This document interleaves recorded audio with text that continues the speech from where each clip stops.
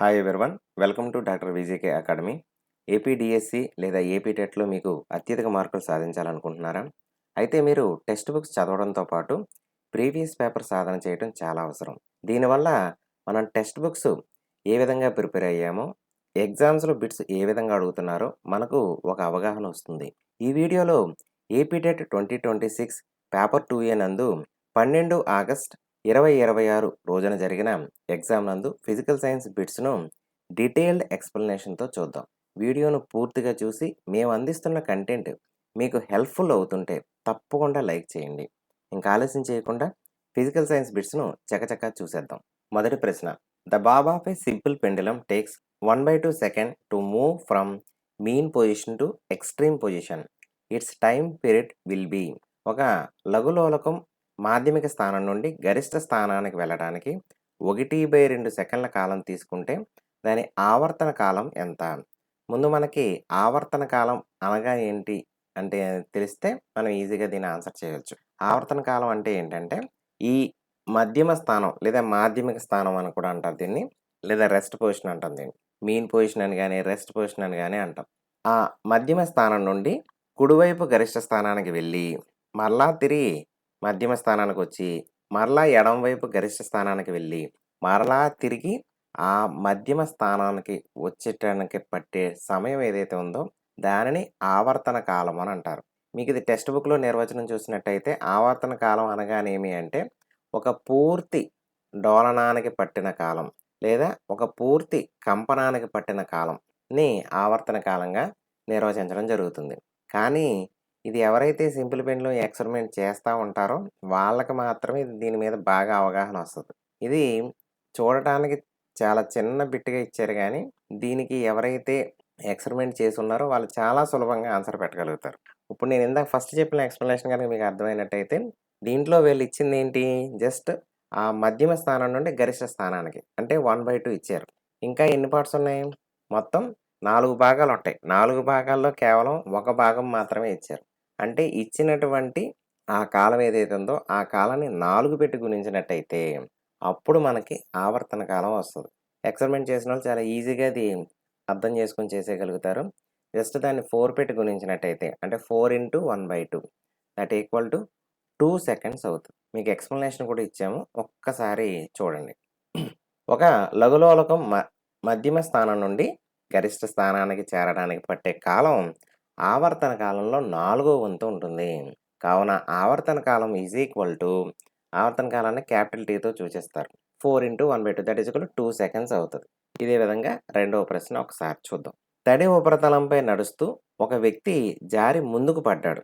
ఈ పరిస్థితిలో ఘర్షణ దిశ ఉపరితలంతో పోల్చినప్పుడు ఇది కొంచెం జాగ్రత్తగా ఆలోచన చేసి ఆన్సర్ చేయాల్సినటువంటి పరిస్థితి. ప్రశ్నను ఇంకొకసారి చదివితే కానీ మీకు ఇది బాగా అవగాహన అయితే అవ్వదు. తడి ఉపరితలంపై నడుస్తున్న ఒక వ్యక్తి జారి ముందుకు పడ్డాడు. ఈ పరిస్థితిలో ఘర్షణ దిశ ఉపరితలంతో పోల్చినప్పుడు ఏమవుతుంది?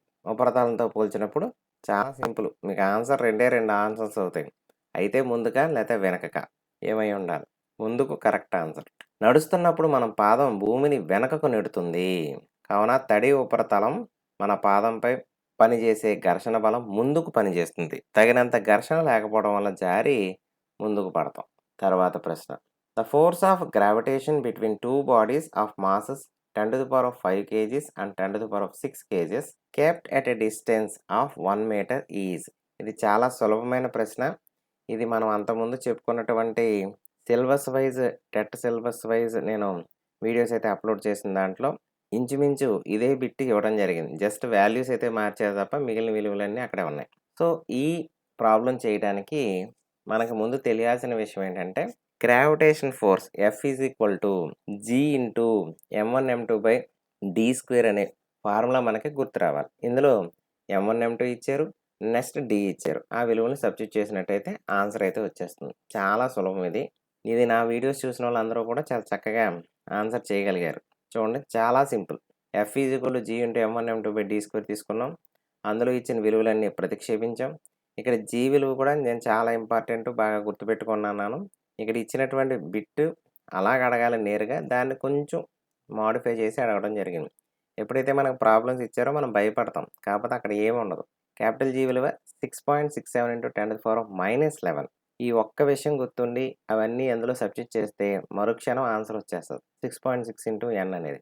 ఇందులో సబ్స్టిట్యూట్ చేసి సింప్లిఫికేషన్ కూడా చేసాము. ఒకసారి చూడండి. ఇది మంచి బిట్. జస్ట్ డైరెక్ట్‌గా ఉన్నటువంటి నిర్వచనాలే. బట్ మీకు అదొక రీజనింగ్ బిట్ లాగా ఇవ్వడం జరిగింది. పనిచేసే సామర్థ్యం ఏమంటారు? ఏ అంటున్నాడు. పనిచేసే రేటు బి అంట. అలా పనిచేసే సామర్థ్యాన్ని ఏమంటాం మనం? ఎనర్జీ. పనిచేసే సామర్థ్యమే శక్తి అని నిర్వచనం చేస్తాం. శక్తి నిర్వచనం అది. పనిచేసే రేటు అంటే ఏకాంక కాలంలో జరిగిన పని. దానిని సామర్థ్యము, పవర్ అని అంటారు. ఇది ఇంక తెలుగులో ఇవ్వలేదని ఏమి బాధపడొద్దు. ఎనర్జీ అంటే శక్తి, పవర్ అంటే సామర్థ్యము. ఓకేనా? ఇది డైరెక్ట్ నిర్వచనం. పని చేయగల సామర్థ్యాన్ని శక్తి అంటారు. పనిచేసే రేటుని సామర్థ్యం అంటారు. సో, ఆప్షన్ 4 అనేది కరెక్ట్ అవుతుంది. ఇక్కడ ఒక మ్యాచింగ్ ఇవ్వటం అయితే జరిగింది. మ్యాచింగ్‌లో అధిక పీడన ప్రాంతం, అల్పపీడన ప్రాంతం, కీచుదనం. అవతల ఏమివ్వటం జరిగిందంటే విరళీకరణము, పౌనఃపున్యము, సంపీడనం. ఇది కూడా మనం చెప్పుకున్న బిట్స్‌లోంచే వచ్చింది ఈ బిట్. బట్ నేరుగా ఈ బిట్ అయితే ఆ బిట్ రావటం జరగదు. మనం ఆ ఎక్స్‌ప్లనేషన్ డీటెయిల్‌గా నేర్చుకున్నట్టయితే మనకు బాగా అర్థమవుతుంది. ఇది ధ్వని పాఠ్యాంశం నుంచి రావటం జరిగినటువంటి బిట్టు. ఈ కీచుదనము అనేది పౌనఃపున్యానికి సంబంధించిందన్న విషయం అందరికీ స్పష్టంగా తెలుస్తది. ఇంకా మనకు తెలియాల్సింది ఏంటంటే సంపీడనం అంటే ఏంటి? విరళీకరణం అంటే ఏంటి? ఇది ఇంగ్లీష్‌లో చూసినట్టయితే కొంచెం ఈజీగా అర్థమవుతది. కంప్రెషన్ అంటే చాలా దగ్గరగా ఉంటది. దగ్గరగా ఉన్నప్పుడు ఏమవుతాయి? అణువులన్నీ దగ్గరగా ఉన్నప్పుడు అది అధిక పీడన ప్రాంతం అవుతుంది. విరళీకరణము అంటే రేర్ ఫ్రాక్షన్ అంటే అక్కడ అణువులు చాలా దూరంగా ఉంటాయి. అంటే ధ్వని ప్రయాణిస్తున్నప్పుడు సంపీడనాలు, విరళీకరణాలు ఈ 2 ఫార్మ్ అవుతా ఉంటాయి. 2 వరుస సంపీడనాలు లేదా 2 వరుస విరళీకరణాల మధ్య దూరాన్ని మనం తరంగ దైర్ఘ్యంగా నిర్వచించడం జరుగుతది. ఇది ధ్వని ప్రయాణిస్తున్నప్పుడు జరుగుతున్నటువంటి విషయం. సో, ఇక్కడ సంపీడనం అంటే అధిక పీడన ప్రాంతము, విరళీకరణం అంటే అల్పపీడన ప్రాంతము, కీచుదనము అంటే పౌనఃపున్యం. సో, ఈ మొత్తం అన్నీ మేము డీటెయిల్‌గా ఎక్స్‌ప్లెయిన్ చేశాను కాబట్టి ఇప్పుడు కరెక్ట్ మ్యాచింగ్ ఏంటో మీరే ఐడెంటిఫై చేస్తారు. అంటే 1 సితో మ్యాప్ అవ్వాలి. 2 అనేది ఏతో మ్యాప్ అవ్వాలి. అండ్ 3 అనేది బితో మ్యాప్ అవ్వాలి. అంటే ఆప్షన్ మీకు కరెక్ట్‌గానే చెప్పేసుంటారు. ఆప్షన్ 1 కరెక్ట్ ఆన్సర్ అవుతది. అదే ఇక్కడ మళ్ళీ డీటెయిల్‌గా చెప్పాము చూడండి కావాలితే ఒకసారి. తర్వాత బిట్ చూద్దాం. ఈ బిట్టు మన కాంతి పాఠ్యాంశం నుంచి డైరెక్ట్‌గా వచ్చినటువంటి బిట్ ఇది. నేను సిలబస్ వైస్ మెటీరియల్ అయితే ప్రొవైడ్ చేశాను. అంటే టెట్ సిలబస్‌లో ఏవైతే ఇచ్చారో ఆ సిలబస్‌లో ఉన్నటువంటి ప్రతి టాపిక్‌ని కవర్ చేస్తూ మోస్ట్ ఇంపార్టెంట్ బిట్స్ అయితే నేను రిలీజ్ చేయడం జరిగింది మన ఛానల్‌లో. ఎవరైనా మిస్ అయినట్టయితే ఒకసారి చూడండి. అక్కడ ఏదైతే చెప్పుకున్నామో ఆ బిట్సే మనకి రిపీటెడ్‌గా అడుగుతున్నారు. పేపర్ చాలా టఫ్ అని వచ్చిందని కొంతమంది చెప్పారు గానీ, ఎవరైతే వీడియోస్ అన్నీ చూసారో వాళ్ళు చాలా చక్కగా ఆన్సర్ చేయగలుగుతారు. టెక్స్ట్ బుక్స్ చదవడంతో పాటు ప్రాక్టీస్ అనేది ఇంపార్టెంటు.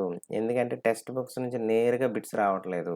ఒక్కసారి చూడండి. క్షీకరణ మిథ్యా ప్రతిబింబాన్ని ఏర్పరిచే దృశ్య సాధనం. Optical device that forms diminished virtual image. Virtual image. Convex mirror, concave mirror, convex lens, concave lens. ఇది చాలా సులభం. చాలా సులభం. ఎవరైతే వీడియోస్ చూస్తే ఈజీ. ఇక్కడ మళ్ళీ డీటెయిల్‌గా ఎక్స్‌ప్లెయిన్ చేయాలంటే టైం పడుతుంది. ఇక్కడ ప్రస్తుతానికైతే మీకు నేరుగా ఆన్సర్ అయితే చెప్పడం జరుగుతుంది. ఆన్సర్ వచ్చి కుంభాకార దర్పణము, పుటాకార కటకము. పుటాకార కటకం. ఇది ఎక్కడ వాడతారు ఏంటి అనేవి కూడా మన వీడియోస్‌లో డీటెయిల్‌గా ఉన్నాయి. ఇది చాలా పెద్ద కాన్సెప్టు. అక్కడైతే కొంచెం డీటెయిల్‌గా చెప్పాను. ఇంకా డెడికేటెడ్ వీడియో అప్పుడు ప్లాన్ చేద్దాం అనుకున్నాం గానీ, అప్పుడు టెట్ ఎగ్జామ్ దగ్గరికి వచ్చేసేసరికి నేనైతే మీకు అందించలేకపోయాను. మేబీ పాసిబిలిటీ ఉంటే నెక్స్ట్ వీక్ గానీ, ఆ పై నెక్స్ట్ వీక్ గానీ మీకు ఆ వీడియో అయితే నేను కంప్లీట్ వీడియో మీకు రిలీజ్ చేస్తాను. If the area of cross section of a copper wire is doubled then its resistivity. So, ఇది విద్యుత్ పాఠ్యాంశంలో వచ్చినటువంటి బిట్టే. బట్ అక్కడ రెసిస్టివిటీ గురించి అంత స్ట్రెస్ ఇచ్చి చెప్పలేదు. అక్కడ రెసిస్టెన్స్ వరకునే మనకి యాక్చువల్‌గా అక్కడ సిలబస్‌లో బాగా ఇవ్వటం జరిగింది. సో, ఇక్కడ మనం యాక్చువల్‌గా అక్కడ నేర్చుకున్న దాని నుంచి కూడా చేయగలుగుతాము. అంటే డైరెక్ట్‌గా మ్యాథ్స్ బ్యాక్‌గ్రౌండ్ ఉన్న వాళ్ళకైతే పర్వాలేదు గానీ, బయాలజీ బ్యాక్‌గ్రౌండ్ నుంచి వచ్చి రాస్తున్న వాళ్ళైతే కొంచెం ఇది ఇబ్బంది పడే అవకాశం అయితే ఉంది. ఇది ఎట్లా చేయాల్సి వస్తుంది అంటే, ఇక్కడ అడుగుతుంది రెసిస్టెన్స్ కాదు రెసిస్టివిటీ.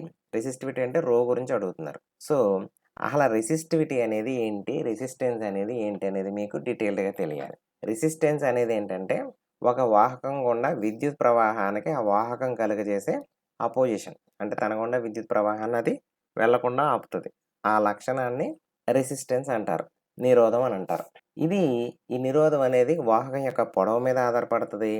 ఆ వాహకం యొక్క మధ్యఛేద వైశాల్యం మీద ఆధారపడతది. కానీ రెసిస్టివిటీ నిరోధకత దీనికి ఇంకొక పేరు కూడా ఉంది. విశిష్ట నిరోధం అని కూడా అంటారు తెలుగులో. విశిష్ట నిరోధం అని కూడా ఇస్తారు. స్పెసిఫిక్ రెసిస్టెన్స్ అంటారు దాన్ని. ఇక్కడ ఏం జరుగుతదంటే ఈ రెసిస్టివిటీ అనేది కేవలము ఆ పదార్థం తయారైనటువంటి మెటీరియల్ మీద మాత్రమే ఆధారపడతది తప్ప, దాని యొక్క పొడవు మీద గానీ, దాని యొక్క మధ్యఛేద వైశాల్యం మీద గానీ ఆధారపడదు. కాబట్టి మీరు మధ్యఛేద వైశాల్యాన్ని ఎంత పెంచినా, మధ్యఛేద వైశాల్యాన్ని తగ్గించినా, లేదా పొడవు పెంచినా, పొడవు తగ్గించినా, దాని యొక్క రెసిస్టివిటీ అనేది మారకుండా స్థిరంగా ఉంటది. ఓకేనా? మనం ఆ విద్యుత్ పాఠ్యాంశంలో రెసిస్టెన్స్ గురించి నేర్చుకున్నాం. సో, దానివలన చాలామంది కొంచెం కన్‌ఫ్యూజ్ అవ్వకుండా ఉండొచ్చు. బట్ ఇక్కడ మీరు క్లారిటీగా నేర్చుకోవాల్సిన విషయం ఏంటంటే, రెసిస్టివిటీ నిరోధకత అనేది ఏ పదార్థంతో చేశారో, ఆ పదార్థానికి ఆ రెసిస్టివిటీ అనేది ఫిక్స్‌డ్‌గా ఉంటది. పదార్థం నుంచి పదార్థానికి మారతది. ఉదాహరణకి కాపర్‌కి కొంత రెసిస్టివిటీ ఉండుండొచ్చు. అదే గోల్డ్ తీసుకున్నారనుకో, దాని రెసిస్టివిటీ మారతది. అంతే తప్ప పదార్థానికి ఒక రెసిస్టివిటీ ఉంటది తప్ప, పదార్థం నుంచి పదార్థానికి మారతది తప్ప, పదార్థం యొక్క కొలతల మీద అంటే పొడవు మీద గానీ, మధ్యఛేద వైశాల్యం మీద గానీ ఆధారపడి రెసిస్టివిటీ మారదు. కాబట్టి ఆప్షన్ 4 అనేది కరెక్ట్ ఆన్సర్ అవుతది. నిరోధకత రెసిస్టివిటీ అనేది పదార్థ స్వభావం మరియు ఉష్ణోగ్రతలపై మాత్రమే ఆధారపడుతుంది. కానీ దాని కొలతలు వైశాల్యము లేదా పొడవుపై ఆధారపడదు. కాబట్టి వైశాల్యం మార్చినా మారదు. చాలా చిన్న బిట్టు. అందుకనే మీకింకా ఆ ఫార్ములాలు అవన్నీ ఇక్కడ చెప్పలేదు. ఎక్స్‌ప్లనేషన్‌లో మేమివ్వలేదు. ఇందాక నేను చెప్పాను గానీ, ఇక్కడ ఎక్స్‌ప్లనేషన్ ఇవ్వకపోవడానికి కారణం అది. విద్యుత్ ప్రవహిస్తున్న పొడవైన, తిన్నని సోలనాయిడ్ లోపల ఉన్న అయస్కాంత క్షేత్ర బలం. ఇది మన బిట్ల నుంచి నేరుగా వచ్చినటువంటి బిట్టు. నేను అటు విద్యుత్ పాఠ్యాంశంలో చెప్పినటువంటిది ఇదే బిట్టు. అదేవిధంగా ప్రీవియస్ పేపర్ సాధనలో లాస్ట్ ఇయర్ నుంచి ఇది మోస్ట్ ఇంపార్టెంట్ బిట్ అని చెప్పుకోవడం జరిగింది. అదే బిట్టు నేరుగా ప్రీవియస్ పేపర్స్ నుంచి వచ్చినటువంటి బిట్ ఏదైనా ఉందంటే, ఇప్పుడు దాకా దాంట్లో ఇదే డైరెక్ట్ బిట్టు.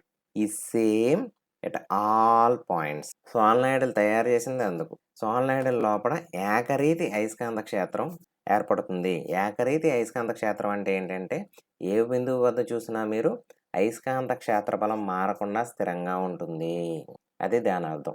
ఇది నేరుగా ప్రీవియస్ పేపర్స్ నుంచి వచ్చినటువంటి బిట్టు. ఇంక చూడగానే పెట్టుంటారు మన స్టూడెంట్స్ అందరూ. సోలనాయిడ్ లోపల అయస్కాంత క్షేత్ర రేఖలు సమాంతరంగా ఉంటాయి. కావున లోపల అయస్కాంత క్షేత్ర బలం అన్ని బిందువుల వద్ద ఒకేలా యూనిఫామ్‌గా ఉంటుంది. ఓకేనా? తర్వాత బిట్. ఇటువంటి బిట్స్ ఎక్కువగా ఇస్తూ ఉన్నాడు. ఇది కూడా లాస్ట్ ఇయర్ బిట్స్ మాదిరిగానే ఇవ్వడం జరిగింది. సో, ఇప్పుడు మనం ఈ బిట్స్‌ని బాగా మనం అవగాహన చేసుకున్నట్టయితే నెక్స్ట్ ఎప్పుడు టెట్ నిర్వహించినా ఆ టెట్స్‌లో కూడా మనం ఈజీగా ఆన్సర్ చేయగలిగేలా ఉంటాం. ఒకసారి చూడండి. ప్రవచనం ఏమని ఇచ్చారు అంటే, అనేక లోహాల ధాతువులు ఆక్సైడ్లు. కారణం ఆక్సిజన్ అల్ప చర్యాశీలత గలది మరియు భూమిపై అత్యధికంగా లభించే మూలకం. గమనించి ఉండాలి. ఒక విషయం అయితే ఇచ్చారు. లోహాల ధాతువులు ఆక్సైడ్లు అన్నారు. ఆక్సిజన్ అల్ప చర్యాశీలత గలదంట. అక్కడేదో ఆశ్చర్యంగా అనిపించలే? భూమిపై అత్యధికంగా లభించే మూలకం. చాలా చిన్న విషయం ఇది.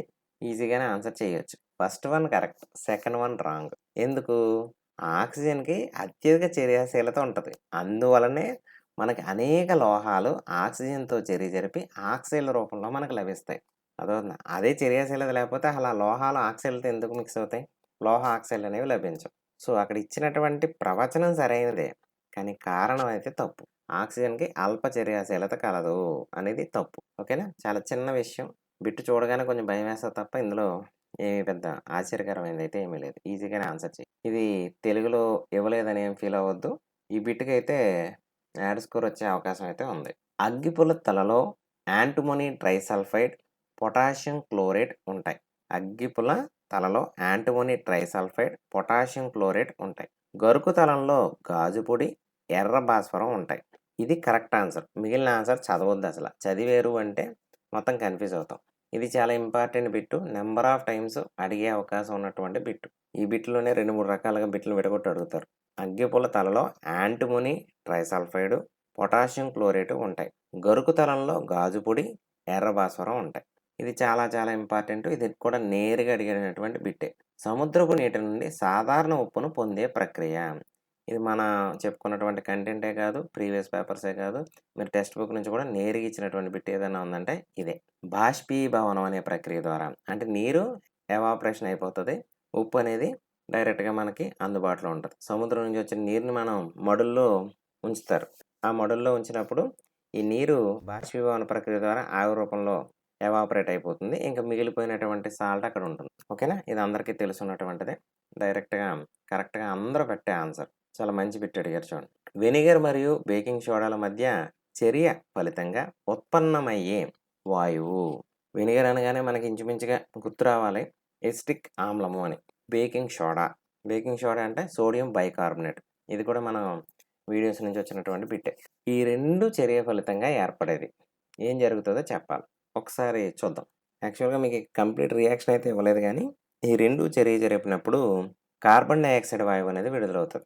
ఈ బేకింగ్ సోడాలో NaHCO3 ఉంటది. అక్కడ CO3 నుంచి CO2 అనేది బయటకు రావడం జరుగుతది. ఓకేనా? ఈ కార్బన్ డయాక్సైడ్‌కి ఉన్న లక్షణం ఏంటి? ఇది మనం చేసిన బిట్‌లో నంబర్ ఆఫ్ టైమ్స్ రిపీట్ అయినటువంటి బిట్. కార్బన్ డయాక్సైడ్‌కి ఉన్నటువంటి లక్షణం ఏంటంటే, సున్నపు నీటిని పాల వలె తెల్లగా మారుస్తుంది. అది దానికి టెస్ట్. అలాగే మనం హైడ్రోజన్ నుంచి కూడా చెప్పుకున్నాం. ఇక్కడ విడుదలయ్యే వాయువు అయితే కార్బన్ డయాక్సైడ్ కాబట్టి, కార్బన్ డయాక్సైడ్‌కి ఉన్న లక్షణం ఏంటంటే, సున్నపు నీటిని పాల వలె తెల్లగా మారుస్తుంది. ఇది కూడా మన ప్రీవియస్ వీడియోస్ నుంచి వచ్చినటువంటి బిట్టే. Small reminder guys. మేము అందిస్తున్నటువంటి ఈ కంటెంట్ మీకు హెల్ప్‌ఫుల్ అవుతున్నట్టయితే తప్పకుండా లైక్ చేయండి. నేను చెప్పే మంచి సజెషన్ ఏంటంటే, ముందు మీరు ఉన్నటువంటి టెక్స్ట్ బుక్స్‌ని స్పీడ్‌గా చదివేసేయండి. ఎందుకంటే టెక్స్ట్ బుక్ నుంచి నేరుగా బిట్స్ అనేవి చాలా తక్కువ ఇస్తున్నారు. మీరు టెక్స్ట్ బుక్స్‌ని కంప్లీట్ చేసిన తర్వాత ప్రీవియస్ పేపర్స్‌ని మాత్రమే సాధన చేయండి. మన వీడియోస్‌లో ఒక అద్భుతమైన కంటెంట్ ఏంటంటే ఎట్లా డిజైన్ చేసామంటే, మీరు ఎయిదర్ టెక్స్ట్ బుక్స్ చదివి మన వీడియోస్ చూసినట్టయితే క్లాస్ వైస్ వీడియోస్ ఉంటాయి. లేదు సిలబస్ వైస్ గనక చదువుకున్నట్టయితే, సార్ నాకిలా ధ్వని పాఠ్యాంశం మొత్తం వచ్చేసింది. దీని మీద బిట్స్ కావాలనుకున్నట్టయితే, అలాగా సిలబస్ వైస్ కూడా నేను బిట్స్‌ని ప్రిపేర్ చేసి ఇవ్వడం జరిగింది. సో, ఏదో ఒకటి 2 అక్కర్లేదు. మీరు సిలబస్ మొత్తం చదివిన తర్వాత ఏదో ఒకటి ప్రాక్టీస్ చేస్తే మంచిది. అది మీ ఇష్టం. నా సజెషన్ అయితే మాత్రం సిలబస్ వైస్ చదవడం అనేది చాలా మంచిది. చాలామంది క్లాస్ వైజే చదువుతున్నారు. అది up to you. Me decision అది. మీకెలా కంఫర్టబుల్‌గా ఉంటే అలా చేయండి. అది ఎప్పుడు యూజ్ చేయాలంటే మీరు ఒక సిక్స్త్ క్లాస్ చదివేసి, ఆ సిక్స్త్ క్లాస్ సంబంధించిన బిట్స్ అన్ని చూడాలనుకున్నప్పుడు క్లాస్ వైస్ చూడాలి. అలా కాదు మొత్తం సిలబస్ అంతా చదివేశాను, ఫిజికల్ సైన్స్ అంతా చదివేశాను అనుకున్నప్పుడు సిలబస్ వైస్ చదవటం అనేది మంచి ఆప్షన్ అయితే అవుతది. ఓకే. ఒకటి కన్నా ఎక్కువ బంధాలు కలిగిన సమ్మేళనానికి ఉదాహరణ కానిది. మనం ఇంతకుముందు కూడా చెప్పుకున్నాం. కానిది అని లేనిది ఇలాంటి బిట్స్ ఖచ్చితంగా అడుగుతాడు. హైడ్రోజన్ అనేది హైడ్రోజన్‌కి హైడ్రోజన్ మధ్య ఒక సింగిల్ బాండ్ ఉంటది. ఆక్సిజన్ అనేది డబుల్ బాండ్ ఉంటది. ఓ డబుల్ బాండ్ ఓ. నైట్రోజన్ అనేది ట్రిపుల్ బాండ్ ఉంటది. ఇంకా C2H2 ఈ బిట్ మనకి డైరెక్ట్‌గా మన వీడియోస్ నుంచి వచ్చినటువంటి బిట్టే. ఎసిటిలిన్ కాబట్టి సి ట్రిపుల్ బాండ్ సి. అక్కడ కూడా ట్రిపుల్ బాండే ఉంటది. సో, ఇక్కడ టోటల్‌గా చూసినట్టయితే హైడ్రోజన్‌కి హైడ్రోజన్ మాత్రమే సింగిల్ బాండ్ అనేది ఉంది. సో, ఒకటి కంటే ఎక్కువ లేవక్కడ. సో, ఆప్షన్ 1 అనేది కరెక్ట్ ఆన్సర్. ద్రవరాజంలో గాఢ హైడ్రోడిక్ ఆమ్లము, నైట్రిక్ ఆమ్లాల నిష్పత్తి. ఇది ఎప్పటినుంచో 2000 నుంచి రిపీటెడ్‌గా వస్తున్నటువంటి బిట్ ఇది. ఇక్కడ HCl, HNO3 ఇది చిన్ని లాజిక్ అంతకుముందు మా వీడియోస్‌లో పెట్టున్నాము. మొన్న టాపిక్స్‌లో అయితే నేను చెప్పుండకపోవచ్చు గానీ, చాలా ఈజీగా గుర్తుపెట్టుకోవచ్చు. చిన్ని లాజిక్ కూడా చెప్తాను. నెక్స్ట్ టైమ్ వచ్చినప్పుడు మీకు ఉపయోగపడుతది. ఒక్కసారి ఇక్కడ చూడండి ఒకసారి. దీన్ని ద్రవరాజము అంటారు. ఆక్వారీజియా డైరెక్ట్‌గా ఒక్కొక్కసారి తెలుగులోనే ఆ ఇంగ్లీష్ వర్డ్‌ని తెలుగులో రాసేస్తారు. ఆక్వారీజియాలో గాఢ హైడ్రోక్లోరిక్ ఆమ్లము, గాఢ నత్రిక్ ఆమ్లము. ఇక్కడ HClలో HNO3 ఉంది చూసారా? ఆల్రెడీ ఇక్కడ 3 వచ్చింది కాబట్టి నైట్రిక్ ఆమ్లం 1 ఉంటదని, హైడ్రోక్లోరిక్ ఆమ్లం దగ్గర ఏమీ లేదు కాబట్టి అక్కడ 3 ఉంటదని గుర్తుపెట్టుకోవాలి. ఓకేనా? కాన్సెప్ట్ అర్థమైందో లేదో నాకు అర్థం కాలేదు. HClలో HNO3 అంటే జనరల్‌గా ఇది 1 అది 3గా కనిపిస్తున్నాయి కదా! అది రివర్స్ ఉంటది.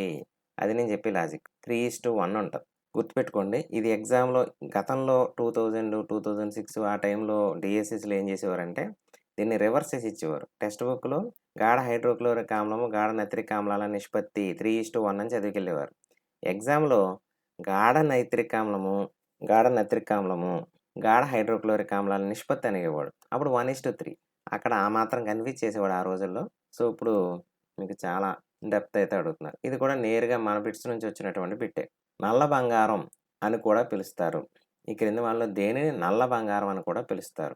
చాలామంది నేల బుక్ పెడతారు. కాదు, పెట్రోలియం. పెట్రోలియం. ఈ బిట్ కూడా మన బిట్ల నుంచి వచ్చినందుకు చెప్తున్నందుకు నాకు చాలా హ్యాపీగా అనిపిస్తుంది. మన బిట్స్‌లో ఉంటది. అంటే కంప్లీట్‌గా చూసిన వాళ్ళకి తెలుస్తదది. అక్కడక్కడ చూస్తే మాత్రం నేనేం చేయలేను. నీటి శాశ్వత కాఠిన్యతను తొలగించడానికి ఉపయోగించే పదార్థం సోడియం కార్బోనేట్. ఇది కూడా జనరల్ బిట్ ఇది. చాలామందికి తెలిసే ఉంటది. నీటి శాశ్వత కాఠిన్యతను తొలగించడానికి సోడియం కార్బోనేట్ లేదా వాషింగ్ సోడాను ఉపయోగిస్తారు. చూసారు కదా! ఈ విధంగా మనకి ప్రీవియస్ పేపర్‌ని సాధన చేయటం వల్ల బెనిఫిట్ ఏంటంటే, ఎగ్జామ్స్‌లో బిట్స్‌ని ఏ విధంగా ఇస్తున్నారనేది ఒక అవగాహన అయితే వస్తది.